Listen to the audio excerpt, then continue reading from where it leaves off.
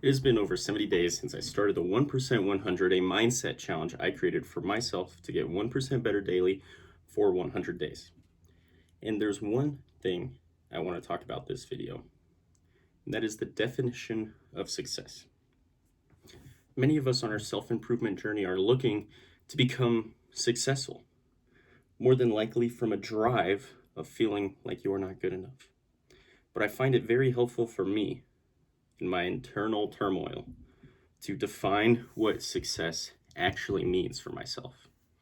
And my definition of success is knowing my purpose and taking steps towards it. Now, knowing your purpose is a very deep question. If someone asks you, what is your purpose on this planet? It could be a very difficult question to answer. You might not have an answer at all. But after doing lots of soul searching and really reading lots of Stoic philosophy, I came to realize what I find the best definition of my purpose to be is to serve others. 2 words, to serve others. That is my purpose on this planet. I want to be able to serve others. Now, what that means in reality of whatever actions you take may look very different depending on what you actually like doing. But for me as a personal trainer, that means serving others value in changing their lives and becoming more fit and healthy. And I find that so fulfilling. And as you continue down that path, you're going to find ways to level up and have a greater impact in serving others. So on the most surface level, I didn't even realize at the time, but when I was selling gym memberships, I was serving others. I was providing a service. I was selling gym memberships. Now, it's not that deep. It was a pretty easy job, pretty straightforward, especially in a big box gym. You just, hey, you want to sign up? You don't want to sign up.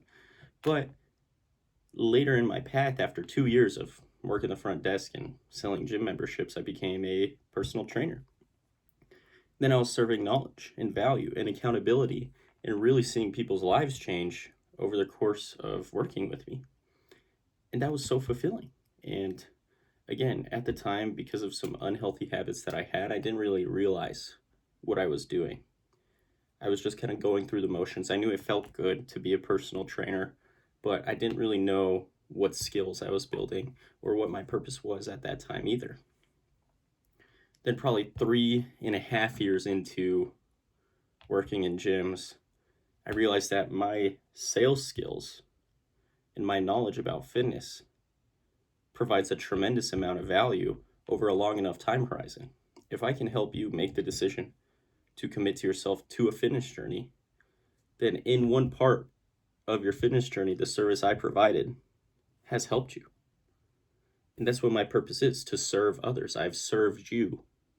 Now, I don't want to be a server at a restaurant, but that's the similar concept, is to serve others. And what I've come to realize too is regardless of what monetary outcome I get from that service, it still feels good.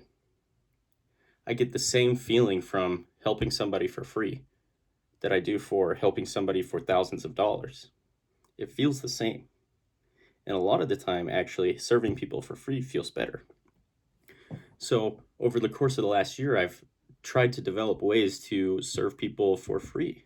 And I've done that by creating a free community online where you can learn about your fitness and your mindset. And there's tons of free workout programs in there.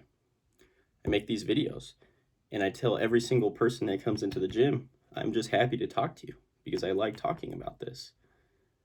And then, there is an element of like, okay, well, I got to pay my bills and that kind of stuff. So if you want my time on a consistent basis, then we're going to have to work out some sort of payment. But what I wanted to talk about is success. Ask yourself, what does success feel like? What actions do you have to do to become successful? And for me, success means to serve others. So if someone enters my realm, my life, my universe, and I know that I have served them to the best of my ability, then I am successful. And I wanted to talk about also the opposite of success, failure. And failure is actually the stepping stone to success. Failure is actually a success, oftentimes. And reframing what failure actually means to you is critical to becoming more successful, because failure is the greatest way to learn. If you try to provide a service to someone to your greatest ability, but you fail in one aspect, then you have the opportunity to learn, implement, and provide an even greater service the next time you go to serve someone. I like to call it failing forward, because there has to be a difference between failing and then failing with the intention to improve and implementing the next time. So if something happens and you're on your mission, you're trying to be successful, you're on your self-improvement journey, and something goes wrong, yes, that is a failure, but not in the sense of you can't keep going on your journey or that your journey has slowed down. Your journey is actually accelerated because you've learned that lesson sooner than somebody else failing. And the only way you learn those lessons is either by failing yourself or by learning from someone else and then probably still failing by yourself. And it just takes repeated amounts of eating shit to really become that successful version of yourself that you think of. And I promise you, once you get there too, you're going to find another vision of an even more successful version of yourself. And you're always going to keep pushing these goalposts. And rather than telling yourself you're not good enough because you haven't reached that vision, I prefer to tell myself that I am on this path and I am already successful and I've already succeeded at many things. And as long as I continue this pattern, and if anything, continue to improve because I have the intention of failing forward, then the rate of my growth, the rate of my continued success is going to increase. And I find that feeling very comforting. And it helps me negate some of the negative self-talk that I do and that I know many other people on their self-improvement journeys do.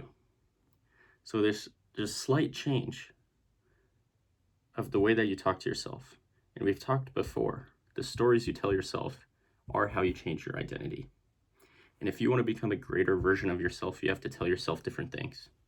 And continuing to tell yourself that you are not good enough is not the path to continued success. It might get you started, and it might get you to a great level of monetary success. But to find that inner fulfillment, you have to be nice to yourself and understand that your failures are the greatest lessons that you will ever learn. Boom.